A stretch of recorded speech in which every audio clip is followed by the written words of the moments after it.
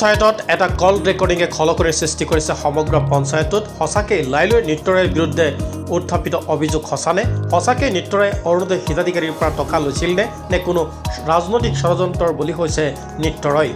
অভিযোগৰ অভিযোগত কি কৰে নিত্যৰায়ে এই মুহূৰ্তত আপোনালোকলৈ মন্তব্য আগবঢ়াইছোঁ। নিত্যৰায়ৰ মন্তব্যৰ আগতে আপোনালোকক হিতাধিকাৰী মন্তব্য শুনাই ল'ব বিচাৰিছোঁ যে নিত্যৰায়ে যে হিতাধিকাৰীৰ পৰা কোনো টকা লোৱা নাই সেই কথা স্পষ্টভাৱে হিতাধিকাৰী নিজ মুখেৰে স্বীকাৰ কৰিছে। সেই মন্তব্য আপোনালোকক শুনাই ল'ব বিচাৰিছোঁ। এই তখন অরুণোদয় করে দেওয়ার পর তখন নিজের হাতে নিতরে 500, 1000, 200 এই কথাটা আমি তার কিছু লোন লাগে লোন তার তো পয়সা দিস না তো না এটা একটা কথা যে অরুণোদয়ের ব্যাপারে তারা পয়সা দিস না তারা অরুণোদয়ের ব্যাপারে তার 5,000 না না আমি তোর বলছি অরুণোদয় করার পরে দেওয়ার পরে পয়সা দিস ভিডিঅ' চাইছিলোঁ মোৰ বিষয়ে, যিটোত মানে এনেকুৱা এটা কথা ভাইৰেল কৰিছে যিটো মানে অবিশ্বাসনীয়।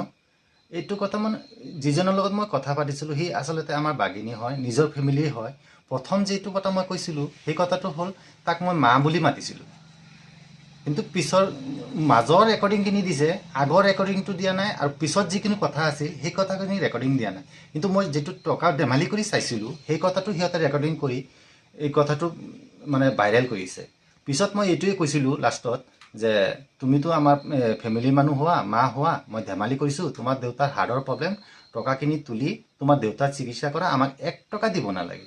কিন্তু এইটো তাৰ হাজবেণ্ডৰ লগত মোৰ আগত কিবা এটা পুৰণা মনোমালিন্য আছিলে, সেই কথাটোৰ ওপৰত ভিত্তি কৰি মোৰ ওপৰত কিবা এটা সিহঁতে ষড়যন্ত্ৰ চলাইছে।